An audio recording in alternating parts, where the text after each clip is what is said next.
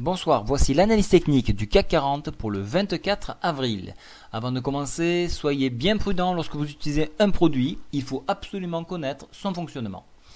Alors, au niveau, donc, on va commencer par le calendrier économique, donc de très mauvaises statistiques, mais alors, comme je vous en avais parlé donc en réunion ou lors de vidéos, Draghi avait laissé sous-entendre qu'il allait à nouveau baisser le taux. Il n'avait pas dit explicitement, mais là, ça refait surface. Du coup, les gens se disent, bon, ben, si on baisse les taux, ça peut redonner un coup de souffle à l'économie. Donc aujourd'hui, on a fait complètement abstraction de tout ce qui était résultat, les ventes de logements neufs, l'indice Richmond.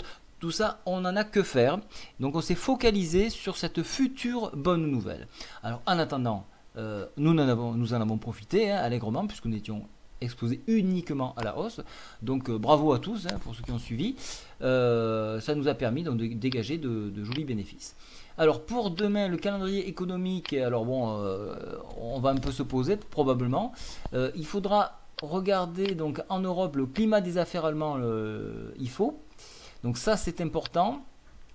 Les perspectives d'évolution des affaires allemandes, alors elles sont un petit peu en repli, donc on va voir si ça se confirme. Il faudra notamment prendre soin d'être présent à 14h30 pour les commandes principales de biens durables aux US, ainsi que le discours du secrétaire au Trésor. Ça serait intéressant de pouvoir le suivre. Si on a une vidéo, à ce moment-là, on le placera en lien sur le chat. Et le stock d'essence à 16h30. Donc voilà un petit peu les discours importants. Au niveau de l'analyse technique, alors je vous ai laissé la fourchette bleue ici d'Andrews, que je retire puisqu'elle vient d'être cassée, donc elle n'a pas lieu d'être gardée. Je vous ai mis une nouvelle fourchette d'Andrews beaucoup plus large, beaucoup plus grande en noir. Donc on voit qu'on a cassé donc la médiane de la fourchette d'Andrews, on voit qu'on a cassé la MM7, on a cassé la MM100, la MM20, on a cassé la résistance à 3734, on a cassé la médiane supérieure de la fourchette d'Andrews à 3741 et on est venu tester et se poser sur cette résistance qui devient maintenant support à 3782. Alors, qu'est-ce qui va se passer demain? Donc, retenter une bougie aussi grande, je pense que ça serait culotté. Mais ce qui peut se faire, c'est peut-être une prise de bénéfice pour revenir chercher. Mais cette prise de bénéfice va être l'occasion de re-rentrer parce qu'il ne va pas falloir rater cette hausse. Il se peut qu'on se projette sur quelque chose comme on a déjà eu par le passé. Je vous le remontre encore une fois. Ici, regardez, cette hausse suivie de plusieurs hausses consécutives.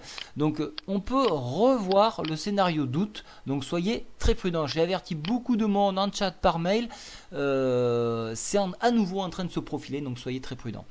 Alors, en dépassement de cette zone, on pourrait venir chercher les 3810. En échec sur cette zone, donc repli sur la médiane supérieure ici, ainsi que le support à 3734. Mais ça sera plus pour une continuité haussière.